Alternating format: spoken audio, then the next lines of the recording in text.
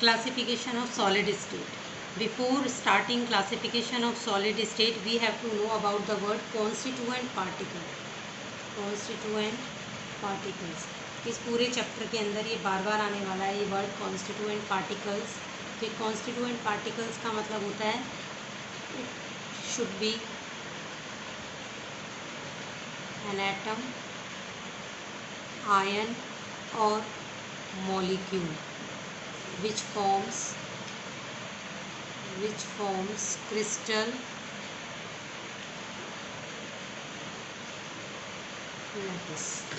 ठीक है, मतलब कॉन्स्टिट्यूएंट पार्टिकल आपका कोई आयन हो सकता है, कोई भी एटम हो सकता है या कोई भी मॉलिक्यूल होता है. तो हम कंबाइंडली इनको क्या बोल देते हैं, कॉन्स्टिट्यूएंट पार्टिकल.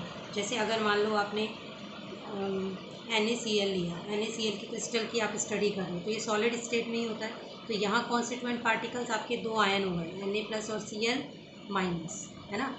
ऐसे ही अगर मान लो आपने कोई मॉलिक्यूल लिया, जैसे मान लो HCl लिया, ये पोलर मॉलिक्यूल है ना. तो यही यहाँ पर कॉन्स्टिट्यूएंट पार्टिकल हो गया. तो कॉन्स्टिट्यूएंट पार्टिकल आपका, या आपने हीलियम ले लिया तो हीलियम एक एटम है, तो आपका कॉन्स्टिट्यूएंट पार्टिकल हीलियम भी हो सकता है, एक मॉलिक्यूल भी हो सकता है या आयंस भी हो सकते हैं. तो कॉन्स्टिट्यूएंट पार्टिकल जो है वो कंस्ट्रक्टिंग पार्टिकल्स है जो उस क्रिस्टल, उस लैटिस को, सॉलिड को बना रहे हैं. इसे हम क्या बोलेंगे, कॉन्स्टिट्यूएंट पार्टिकल. तो क्लासिफिकेशन अभी हमें पढ़ना है कि सॉलिड स्टेट को कितने टाइप में डिवाइड किया हुआ है. तो जनरली जो सॉलिड स्टेट है उसे 2 टाइप्स में डिवाइड किया हुआ है. एक तो crystalline solid and another is amorphous solid.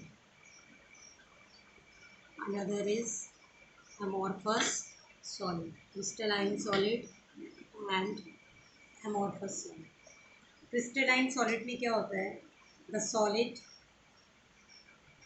in which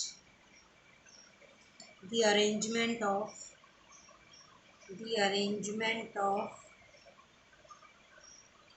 particles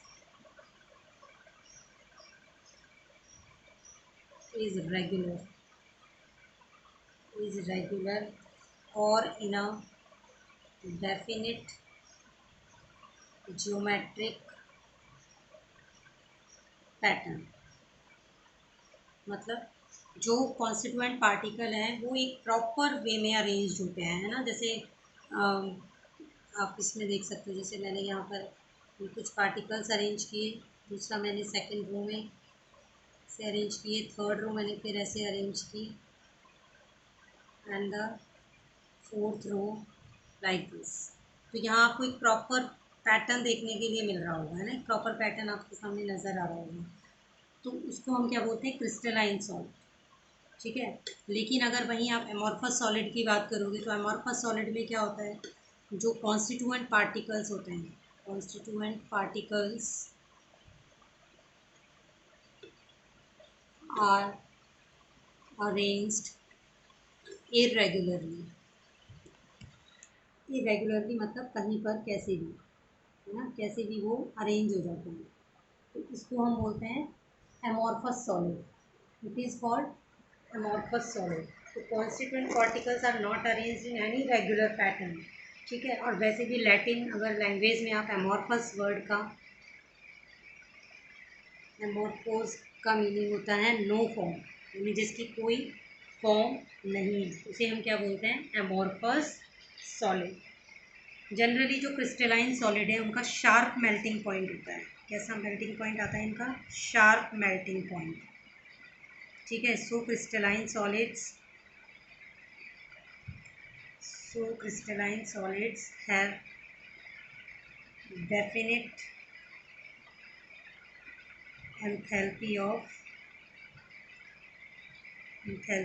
fusion, क्योंकि शार्प मेल्टिंग पॉइंट इनका होता है. लेकिन इनके अंदर जो एमॉर्फस सॉलिड होते हैं इनमें कोई शार्प मेल्टिंग पॉइंट नहीं आता, है ना. कोई शार्प मेल्टिंग पॉइंट यहाँ पर नहीं आएगा. ठीक है.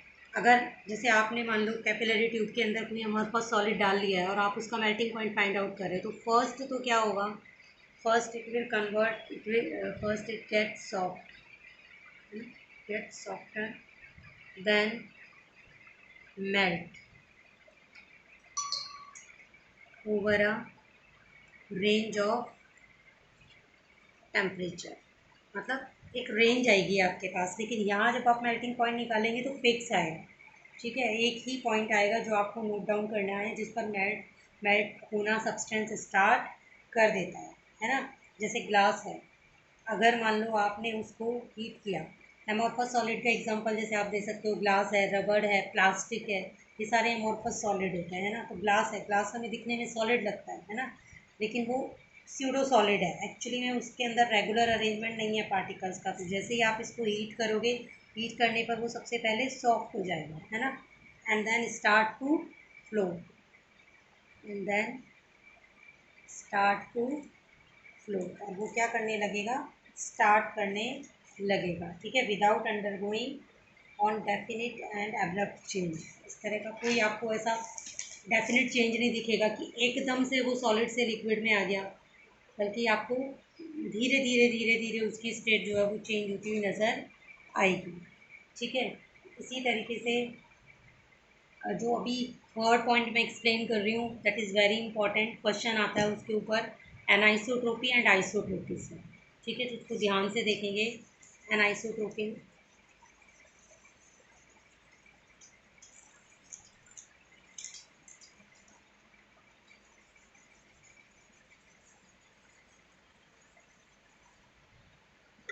थर्ड देखिए, जो क्रिस्टलाइन सॉलिड होते हैं वो एनाइसोट्रॉपी शो करते हैं, एनाइसोट्रॉपी। और जो एमॉर्फस सॉलिड होते हैं ये आइसोट्रॉपिज्म शो करते हैं, आइसोट्रॉपिज्म। ठीक है, एनाइसोट्रॉपी का क्या मतलब है, एनाइसोट्रॉपी का मतलब है कि show different physical properties, show different physical properties, show different physical properties in different direction, in different direction। ठीक है, और ये जो एनाइसोट्रॉपीज जो एक प्रॉपर्टी क्रिस्टलाइन सॉलिड शो करते हैं, ये एक बहुत बड़ा एविडेंस है कि जो क्रिस्टलाइन सॉलिड है उसके अंदर पार्टिकल्स एक रेगुलर पैटर्न के अंदर अरेंज होते हैं, जैसे हमने इस तरह से अरेंज किया।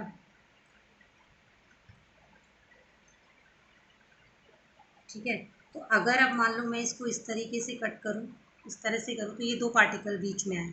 अगर मैं ऐसे करूँगी तो ये वाले दोनों पार्टिकल्स बीच में आ रहे हैं, तो ये डायरेक्शन चेंज हो गई, देखो डायरेक्शन अलग अलग हो रही है। अगर ऐसे करूँगी तो ये तीन पार्टिकल्स बीच में आ रहे हैं। तो यहाँ पर इस तरीके से अगर मैं इसकी प्रॉपर्टीज़ स्टडी करूँगी तो अलग आएगी, अगर मैं ऐसे प्रॉपर्टीज़ अलग करूँगी तो अलग आएगी, और अगर इस तरीके से प्रॉपर्टीज़ स्टडी करूँगी तो डिफरेंट फिजिकल प्रॉपर्टी आएगी। इस प्रॉपर्टी को हम बोलते हैं एनाइसोट्रॉपी। तो जो क्रिस्टलाइन सॉलिड होते हैं वो डिफरेंट फिजिकल प्रॉपर्टी शो करते हैं अगर हम डिफरेंट डिफरेंट डायरेक्शन से उनको स्टडी करते हैं। ठीक है, लेकिन आइसोट्रॉपीज में क्या होता है, फिजिकल प्रॉपर्टीज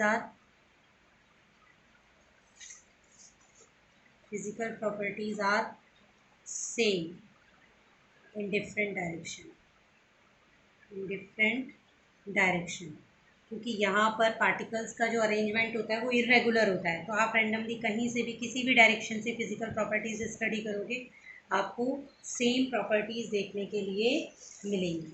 ठीक है, तो ये बहुत इम्पॉर्टेंट है। क्वेश्चन भी यहाँ से आता है, व्हाट इज़ एनाइसोट्रॉपी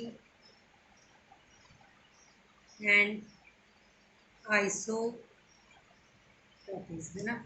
तो ये आपको पता होना चाहिए, ये क्वेश्चन बहुत बार पूछा जाता है, एग्जाम्पल पूछ लिए जाते हैं कई बार। जैसे रबर आपसे पूछ लिया कि रबर आइसोट्रॉपिज्म शो करेगा या एनाइसोट्रॉपिज्म। आप सबको पता है कि rubber comes under amorphous solid, that's why it will show isotropism. ठीक है, ऐसे पूछ लिया NaCl, NaCl क्या शो करेगा, NaCl विल शो एनाइसोट्रॉपिज्म। तो ये टॉपिक इम्पॉर्टेंट है, इसे आप सब लोग कर लेंगे। Next is cleavage.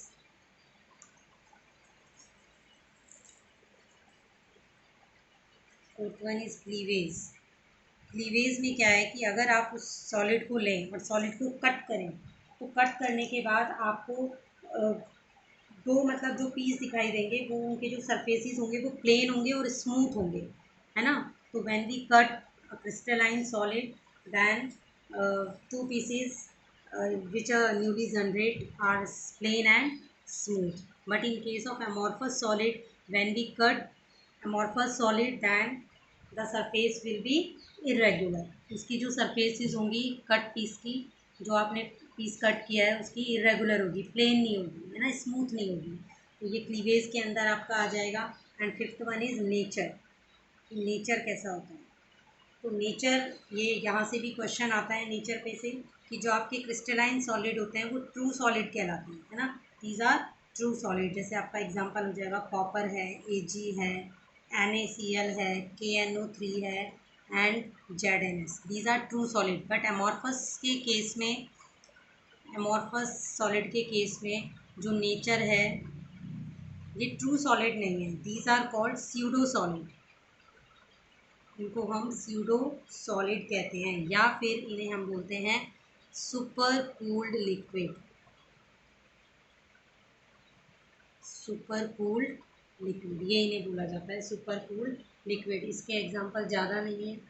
ग्लास है, रबर है एंड प्लास्टिक.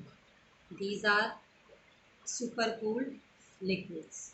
तो ये क्रिस्टलाइन सॉलिड और अमॉर्फस सॉलिड के बारे में था कि जनरली जो सॉलिड स्टेट है उसमें ये टू टाइप्स में डिवाइड कर दिया, crystalline solid and amorphous solid. दोनों की प्रॉपर्टीज़ अलग हैं, दोनों के बारे में आपको ठीक से पढ़ना है. उनमें से बीच में से जो क्वेश्चन बनते हैं वो एक एनाइसोट्रॉपिज्म और आइसोट्रॉपिज्म पर, एक नेचर को लेके की ऑब्जेक्टिव टाइप क्वेश्चन भी यहाँ से आ सकते हैं. तो पोर्शन भी इम्पॉर्टेंट है, इंट्रोडक्टरी पार्ट है, इसे ध्यान से पढ़ना है. नेक्स्ट वीडियो में हम फिर से यानी tomorrow we will study about the classification of crystalline solid. आगे इस क्रिस्टलाइन सॉलिड को भी डिवाइड किया हुआ है, उसके बारे में हम पढ़ेंगे कि क्रिस्टलाइन सॉलिड को कैसे डिवाइड किया हुआ है आगे.